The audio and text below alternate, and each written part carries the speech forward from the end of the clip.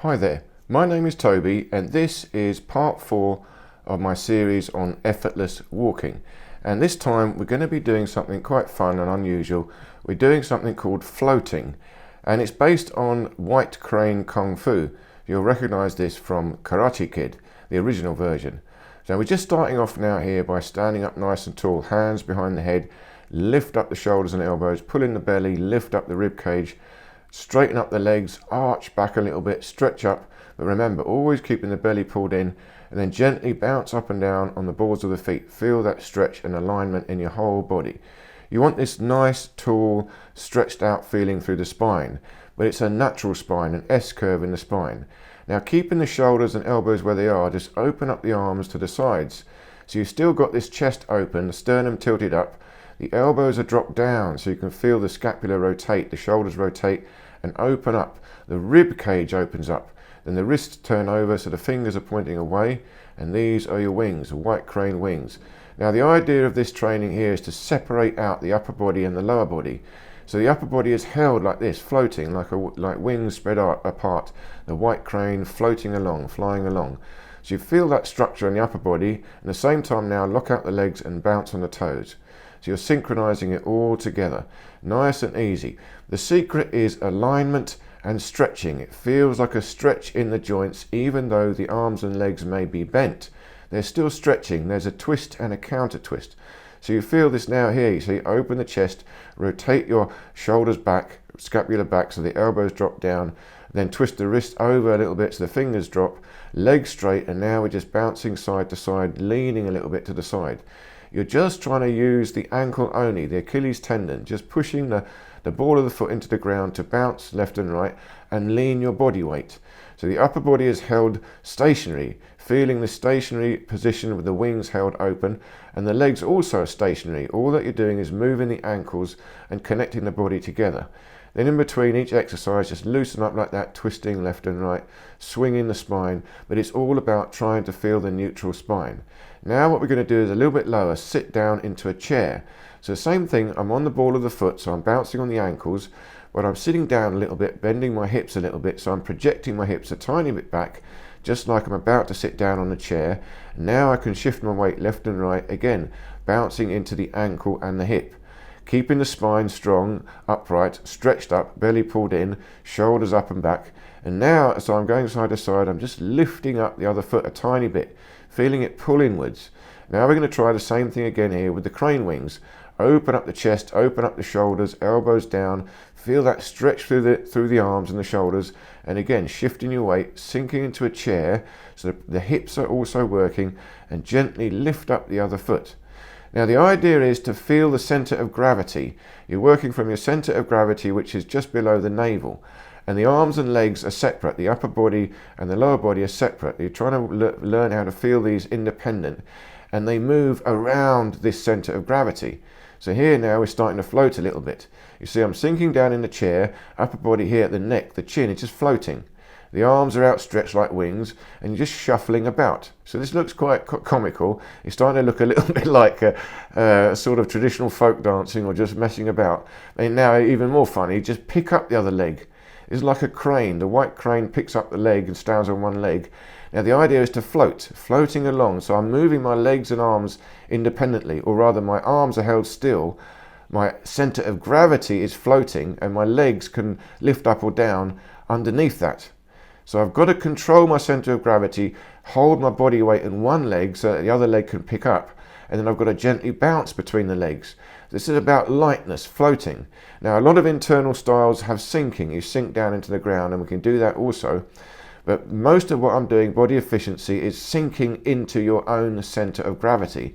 So it's actually floating. And from this sinking, although it's very lightweight, you can suddenly move into a very strong alignment, and it will feel like it's grounded, but you're still connected to your own center of gravity. So now again, shifting weight side to side like the white crane floating, you just lift up the leg, put it down in front. So you're trying to feel the balance now as you walk forward, the ability to extend your leg without shifting your body weight, and then ever so slowly shift into the front foot, trying to cushion it into the ankle and the hip. Now again, very important, no work in the knee. The knee should not be working too hard. So there's nothing in the knee, it's the ankle and the hip. And I'm helping my friend there who's recovering from a stroke, so he's got to do very gentle work. But this applies to every level, even very advanced high-level fitness. It's still worth trying this. This is about internal training. So now I'm just showing you here, open up in the crane wings and very carefully stepping forward, controlling each step. So I don't shift my body weight until I've got the balance. So I can go backwards even, backwards, it's going backwards. So again, I'm extending my leg before I change my center of gravity. Then carefully I sink my center of gravity back into that leg. But it's like I'm floating. Once you've got the feeling of controlling this, I've got the ability like this to change direction very quickly. So now it's going to get a bit funny. So now what I'm trying to show you is mime tripping over. See, this particular skill of floating, the ability to separate out your lower legs and feel your center of gravity, is how you resist tripping up. So it happens to me a lot. I walk around in the garden, sometimes in the dark, and I've got rickety steps and very slippery, so I slip up quite often. But I'm very good at catching myself. It's been a long time since I actually really fell over, because I've got this ability to control my center of gravity. Now I'm trying to mime it here. The idea is you're floating along and you sort of got a feeling as you fall to pull. You've got to pull your legs in suddenly, lift them up and over. The reason you fall over is because your leg is dragging behind, it's stuck behind. You've got to flick it up and over, pull it inwards. So in other words, your lower leg moves faster than you fall. So you have to have a separation between the upper body and the legs. You see what I'm showing you here? My upper body is floating along and my legs are picking up and falling down, hopping and skipping along. So it is very comical, there's no doubt about it, but it's extremely efficient. It really feels like you're floating. So you're feeling a lightness in your body, your spine and your upper body. I'm using this crane wings because it helps your balance, but also it holds your spine open. You want to hold that openness in the spine. Now we're just doing a bit of bouncing, very careful bouncing in the ankles and the hips. Now once you've got the hang of this, now we're getting tricky. This is about falling down. I drop. So I suddenly let go like I'm going to fall down to the ground in this alignment. I'm up and back, feeling like I'm back, and then I drop straight down through the center line. But as I drop down, I catch it into the hips and the ankles, not the knees. So I'm cushioning the fall suddenly by letting the hips project out and the ankles rise up a little bit. So now again, I'm trying to show you. It looks like ballet or frog jumping. But the idea is to fall, is suddenly falling, but your legs must move faster than the speed of gravity pulling you down. And again here, one leg at a time. You see, the idea is your center of gravity has independent control. There you can see I'm falling down, but I pick my legs up faster than I fall down. And then I can catch myself again. And I'm falling exactly through the center line. This is the skill required to prevent tripping over. It's quite tricky to do, and I suggest you play with it slowly and carefully. But remember, there you see I put my leg up quite high. See, I never jumped upwards. It looks like I'm jumping, but my head never rises up. I'm only falling down, but I'm pulling my legs in faster than I'm falling down. So it feels like I'm floating. So there you go, I'm miming a tripping up. And now more advanced, again, and I'm helping my friend here because this is helping him build his upper body strength. You hold two weights in this white crane position. But now the trick is not to work hard. You've got to hold it from the spine, the rib cage, the scapula, the rotation through the joints, the belly pulled in, and then you're floating around.